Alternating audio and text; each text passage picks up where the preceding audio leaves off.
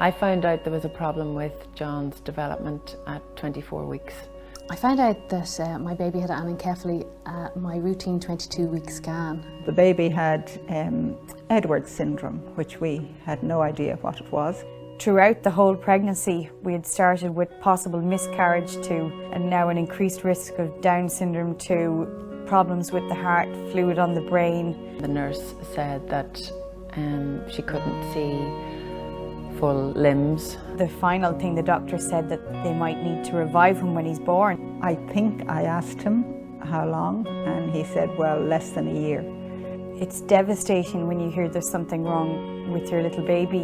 We wanted to give him every chance possible. I was in complete shock. I'd never even thought that there were such children whose limbs didn't grow at all in the womb. Our plans, our life ahead with this little boy suddenly out the window. So it was really, really difficult at first, but at the same time, my mother's instinct towards him, I felt so protective of him. I felt that almost immediately, just this, even more intense desire to protect him and to love him and to give him everything we could while we had him. So we got the little video of him in the womb moving, and we found out that he was a boy, of course, around the 20 weeks. We named him. There wasn't much support for my decision to keep John. It was my baby, this was my child, and he was very precious to me. The idea of even talking about termination, I actually found quite difficult at the time. The care they did give us, the care the doctor gave us in particular, he invited us back a number of weeks later and told us to bring the whole family for a scan so that they could all see their brother. And he was just as loved each day. The doctor assured us he experienced no pain. She did smile once, and it was when I spoke to her in the cot. John, my husband, is convinced that she smiled when she heard my voice. Of my 3 children, he is always optimistic, sunny-natured, very funny, full of life.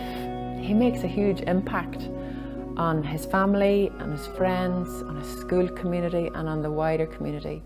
He's involved in loads of things. He's an altar server in the church, and he does trampolining, he does somersaults and backflips and front flips, and he can swim 40 lengths of the pool, no problem. He lived for 17 minutes, but both myself and my husband got to hold him, tell him we loved him. And we got to, do all the things we'd done with our other children. That time in our family was one of the most precious times of experiencing family that I ever remember. I wouldn't swap that for any of the pain of losing him. We take these sorts of things out on his birthday, and we remember just how loved he was in his short time. He might have only lived for a few minutes, but he was very loved. He had a lifetime's worth of love in those few minutes and in the time that we carried him. The experience that we had of having her at home, being part of the family, was a really positive one. She was able to be held in loving arms, and when she died, she was also held in loving arms. Any of us would love to be contacted at any stage because we know how helpful it was to us to have somebody just understand the pain. Somebody understanding the pain you're going through is invaluable.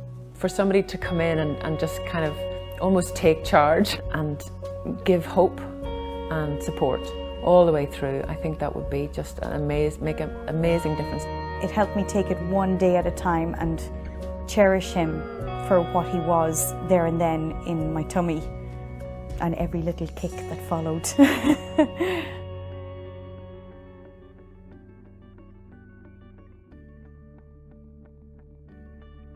Topic number 9.